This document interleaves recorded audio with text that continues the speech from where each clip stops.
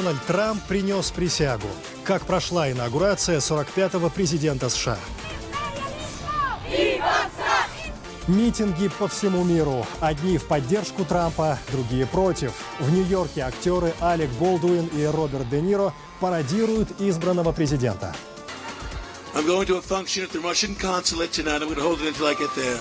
Первая дочь США и другие родственники Трампа. Что известно о семье нового американского лидера? Чаепитие, балы, ажиотаж вокруг билетов на церемонию.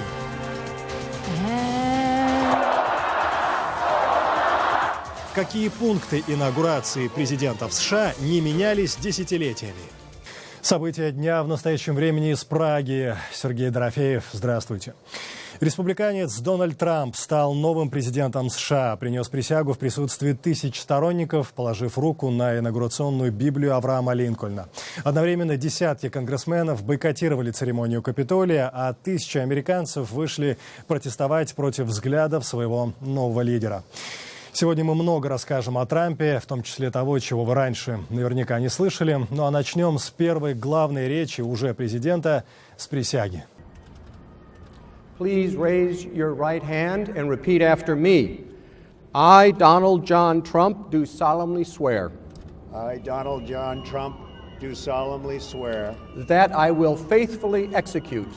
That I will faithfully execute. The office of President of the United States. The office of President of the United States. And will, to the best of my ability. And will, to the best of my ability. Preserve, protect, and defend. Preserve, protect, and defend. The Constitution of the United States. The Constitution of the United States. So help me God. So help me God. Congratulations, Mr. President.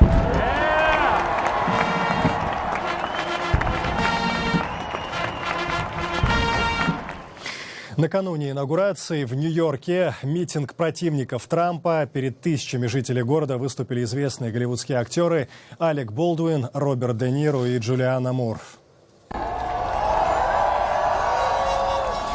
Во время избирательной кампании после оглашения результатов они неоднократно резко высказывались в адрес республиканца, предупреждая об опасности, которую его избрание, по их мнению, несет Соединенным Штатам. Они думают, что вы успокоитесь. Вы успокоитесь? Они не понимают важные вещи. Нью-йоркцы никогда не сдадутся. Можно что угодно говорить об этом городе и его жителях, но они не успокоятся. Вы будете бороться? Вы будете участвовать в 100-дневном сопротивлении? Режиссер-документалист Майкл Мур, известный своей непримиримой позицией в отношении избранного президента, пообещал, что протесты не прекратятся, пока Дональда Трампа не отстранят от власти. Этому человеку нужна помощь, с ним не все в порядке. Мне очень жаль это заявлять, и я вовсе не хочу кого-то унизить. Я говорю со всей любовью. Но я не верю в то, что можно делать ставку на психически нестабильного человека. А этот диагноз, как я думаю, могут поставить все, кто знает, насколько он нездоровый нарцисс. Наибольшее недовольство противников Трампа вызвали его резкие, иногда унизительные высказывания в адрес мигрантов, меньшинств, а также женщин. Присягу Дональд Трамп принял, находясь в центре внимания американских спецслужб, расследующих предполагаемые связи команды нового президента США с российскими официальными лицами. В частности, «Нью-Йорк Таймс» пишет, изучаются перехваченные переговоры и финансовые операции. Расследование ведется также в отношении бывшего главы предвыборного штаба Трампа Пола Манафорта, который занимался бизнесом в Украине и России. Упоминание о нем, напомню, было найдено в так называемой амбарной книге партии регионов, политической силе предыдущей украинской власти. Кто такой мистер Трамп? Мы составили профайл 45-го хозяина Белого дома. Дональд Джон Трамп родился в 1946 году в Нью-Йорке в богатой семье. Его отец Фред сделал состояние на рынке нью-йоркской недвижимости. Дональд пошел по его стопам. Сейчас, по словам Трампа, его бизнес-империя стоит миллиарды долларов. В книгах «Искусство выживания» и «Искусство возвращения» он сформулировал свое деловое кредо. Первый шаг к успеху – ставить перед собой большие задачи. Я писал эту книгу как учебник по бизнесу, но в ней многое сказано обо мне как о человеке, о моих отношениях с людьми. Книга о бизнесе учит добиваться успеха, преодолевать трудности. Мне кажется, именно это интересует людей. Вы и сами это видите, глядя на то, что здесь происходит. В 2015 году Трамп объявляет о своих президентских амбициях и сразу же оказывается в центре внимания. Он предлагает радикальные решения проблемы нелегальной иммиграции из Мексики. Я построю огромную стену. Я лучше всех в мире строю стены. Уж поверьте мне, это будет недорого. И у нас будет огромная стена вдоль южной границы. Причем заплатит за нее Мексика. Запомните мои слова. Риторика Трампа в ходе избирательной кампании вызывает бурные протесты. Он говорит о мексиканских насильниках и наркоторговцах, обещает депортировать незарегистрированных иммигрантов и запретить им въезд в страну. Кроме того, Трамп предлагает закрыть въезд в США для мусульман в рамках борьбы с терроризмом. Позже ему пришлось отказаться от этой идеи. Однако самый большой скандал впереди. Газета «Вашингтон-Пост» публикует видео, на котором слышно, как Трамп говорит о женщинах. Меня автоматически привлекает красота. Я сразу начинаю целовать. Это как магнит. Сразу целовать. Не надо ничего ждать. Несколько дней спустя сразу несколько женщин заявляют, что Трамп целовал их и прикасался к ним против их воли. Трамп полностью отверг все подобные обвинения.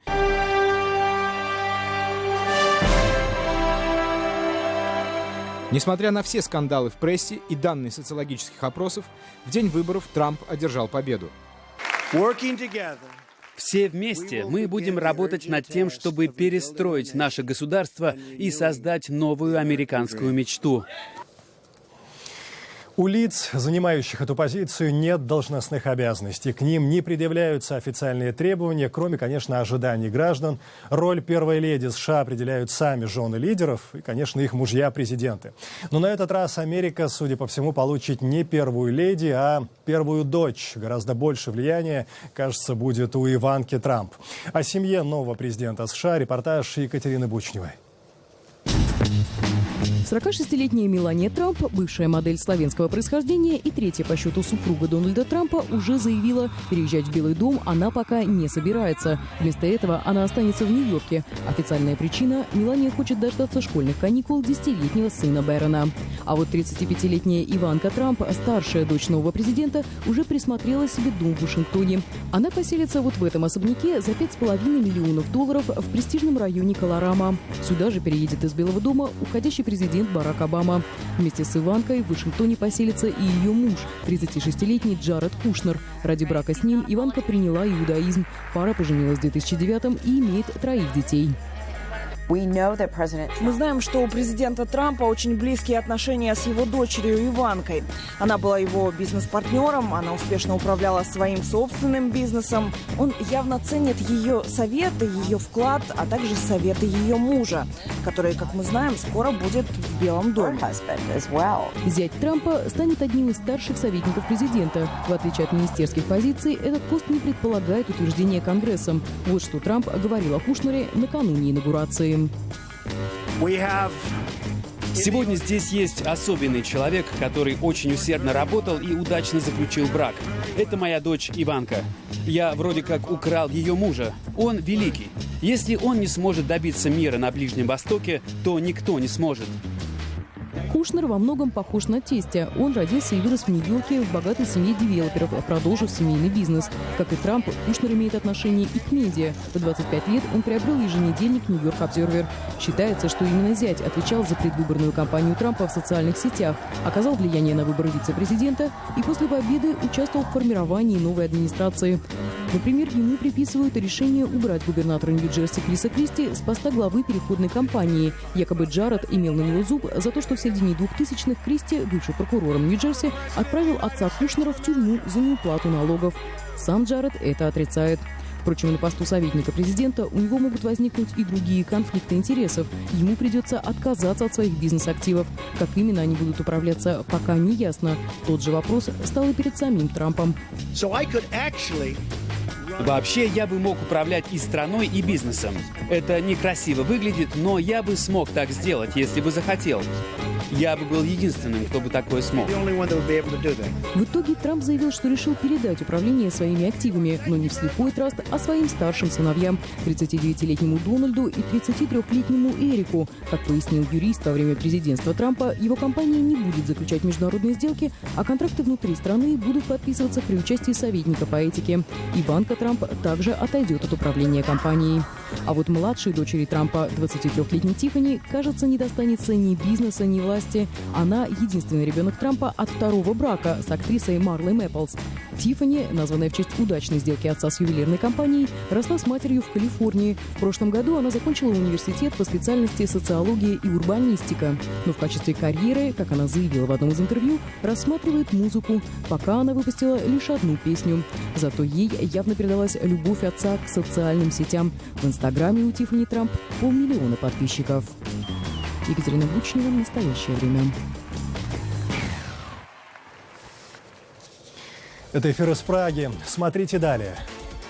2 президентских срока Барака Обамы. Чем запомнится эпоха 44-го лидера США?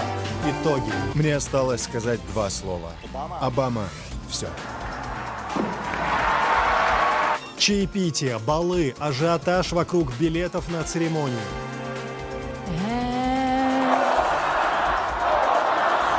Какие пункты инаугурации президентов США не менялись десятилетиями?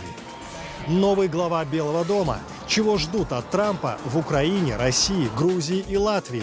При Трампе что-то изменится. С каждым новым лидером что-то меняется. Если он сделает своему народу хорошо, чтобы другим не было плохо, то и славно. Мы спросили политиков и простых граждан. «Трамп не наш», заявил пресс-секретарь президента России Дмитрий Песков. Он призвал не обольщаться приходом к власти в США нового лидера. Эта цитата «не наш человек, человек американский». Наверное, самая большая ошибка со стороны некоторых политологов полагать, что это наш человек. Свое заявление сделал и глава российского МИД. По мнению Сергея Лаврова, совместная борьба с экстремистской группировкой ИГИЛ может стать способом наладить конструктивные отношения между Вашингтоном и Москвой. Конечно, мы обратили внимание на предвыборные заявления Дональда Трампа, в том числе о готовности и решимости к совместной борьбе с ИГИЛ. Россия, об этом неоднократно говорил президент Путин, готова пройти свою часть пути, чтобы перевести диалог с Вашингтоном в конструктивное русло, прежде всего в целях поиска эффективных ответов на вызовы терроризма и другие многочисленные вызовы современности. А что говорят о Трампе люди на улицах? Чего ждут от нового американского президента москвичи и киевляне? Чем нравится? Своей харизмой, отношением, я думаю, к России и всем остальным лучше, чем Обама 100%. Он очень харизматичный, это бесспорно. И, возможно, отношения с Россией улучшатся благодаря ему. Но он не девка, чтобы нравиться. Пусть работает. Если он сделает своему народу хорошо, чтобы другим не было плохо, то и славно. Мне совершенно безразлично, кто будет президент американский. Я что, как-то могу повлиять на это или еще что-нибудь там? Чем нравится? Креативный, молодой, оптимистичный, прямо смотрящий на вещи, деловой, правильно делающий акценты. В принципе, все. Ни старый не нравится, ни новый. Абсолютно. Там как с мозгами, мне кажется, плоховато. Во всяком случае, у него своеобразная политика. Мне кажется, он сделает не все, что наобещал. А может быть и наоборот, увидим. Я никогда не сомневался в том, что с республиканцами нам лучше будет. Они всегда были против тех, кто для Украины враг. Ожидаю, что его политика по отношению к России будет жестче, что будут еще больше помогать Украине. Хотя Украина и сама должна много чего делать. 10% скидку в честь инаугурации Дональда Трампа предоставил гражданам США и сотрудникам американского посольства московский магазин «Армия России». Там можно купить одежду в стиле милитари. Магазин «Армия России» празднует инаугурацию избранного президента США Дональда Трампа.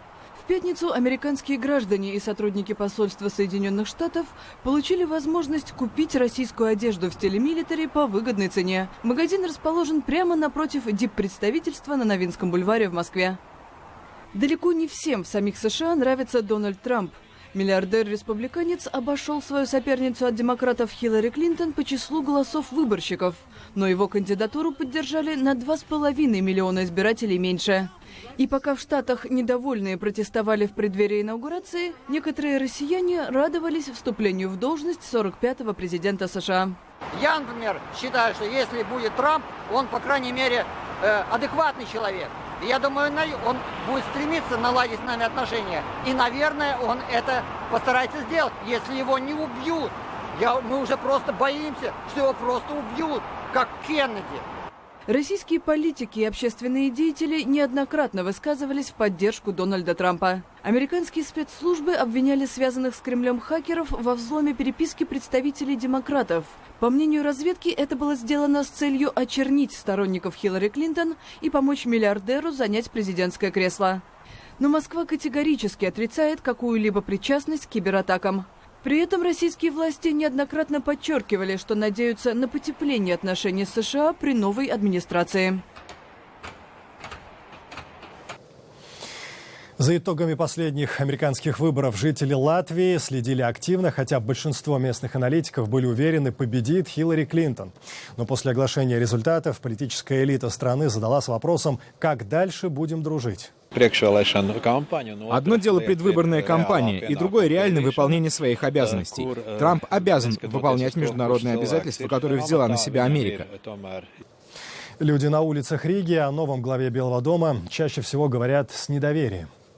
Он слишком импульсивный и не всегда дружит с головой. То, что он говорит в прессе, ужасно. Человек и его положение должен думать, что говорит. Поскольку это такой неожиданный достаточно выбор, наверное, даже очень и неплохо. Может быть, что-то это изменит в мире.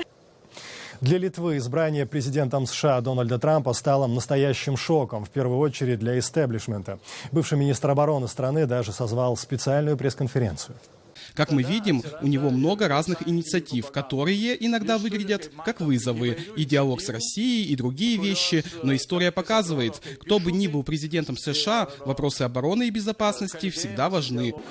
Представители самой крупной политической силы в Литве, партии «Крестьяне и зеленые», высказываются осторожно. Крупные государства, Америка и Россия, должны сотрудничать, договариваться. Я ничего плохого в этом не вижу. Вся глобальная политика зависит от этих крупных государств. Простые граждане со своим мнением пока не определились, при этом в ответах часто можно слышать настороженность. Да, экстравагантен, да, где-то напоминает российского политика Жириновского. Вот где-то можно провести аналогию. Ну, надо поживем, увидим, что он и что и как. В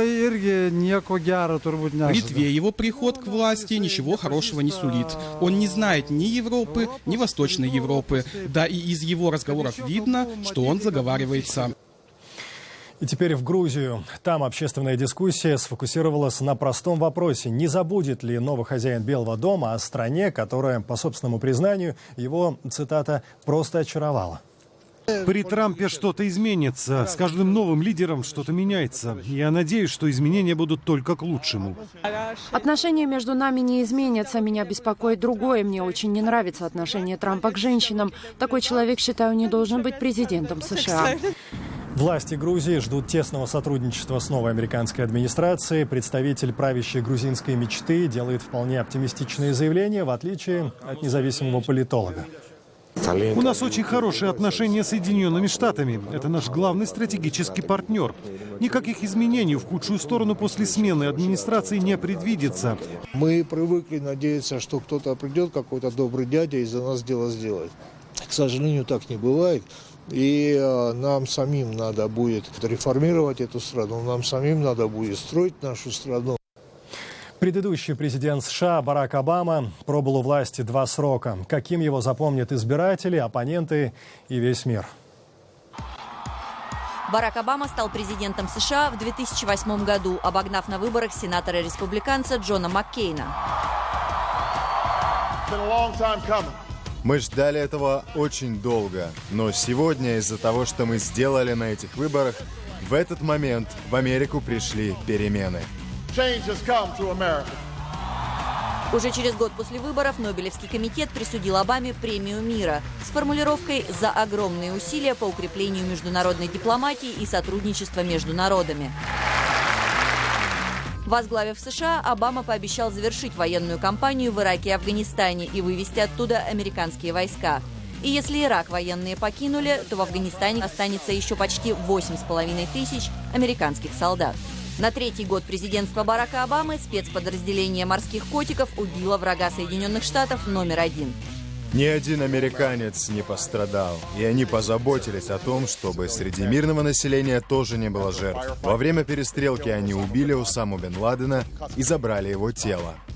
Критики винят Обаму в распространении влияния так называемого исламского государства, а также в охлаждении отношений с Россией. Барак Обама смог достичь соглашения по иранской ядерной программе и восстановить дипломатические отношения с Кубой после 50-летнего перерыва.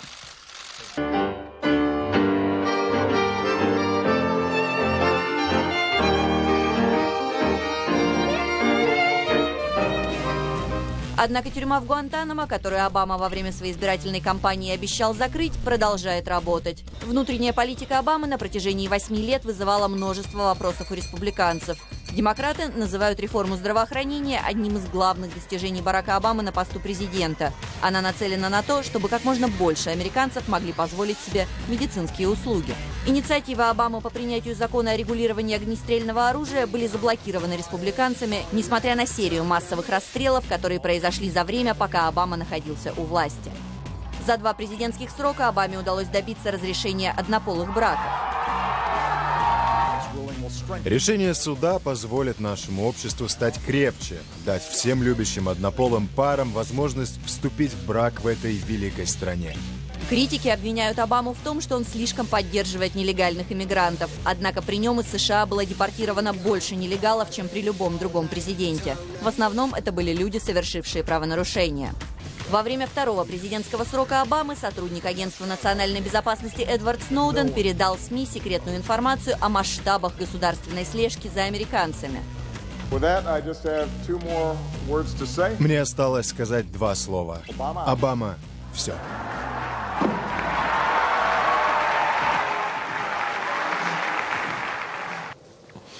Пока кадры со вступлением Дональда Трампа в должность во всех выпусках мировых новостей, мы решили вспомнить историю инаугурации президентов США. Первая из них состоялась более 200 лет назад, 30 апреля 1789 года. Тогда Америка внимала Джорджу Вашингтону. С тех пор каждый новый лидер США вносил в церемонию что-то свое, хотя основной регламент не менялся. I do solemnly swear that I will faithfully execute the office of the President of the United States. Will, to the best of my ability, Preserve, protect, and defend the Constitution of the United States. So help me God. Дональд Трамп становится 45-м президентом США. Несколько фактов об инаугурации. Джордж Вашингтон принял присягу в Нью-Йорке, а начиная с 1801 года все инаугурации проводятся в Вашингтоне перед Капитолием. Это всегда толпы людей. На первой инаугурации Барака Обамы тут собрались 1 миллион 800 тысяч человек. Как выглядит символическая передача власти? Уходящий президент перед инаугурацией угощает чаем в Белом доме нового президента США. Еще одна традиция – инаугурационные балы. Барак Обама с супругой провели 10 таких в 2009-м. Что интересно, на некоторые может попасть любой желающий, готовый заплатить за билет на бал более $1000. Общая стоимость инаугурации и связанных с ней церемоний – около $200 миллионов. На этом все. Такой была эта пятница, 20 января. Смотрите нас в социальных сетях и в эфире своих национальных телеканалов. В настоящее время Сергей Дорофеев. До свидания.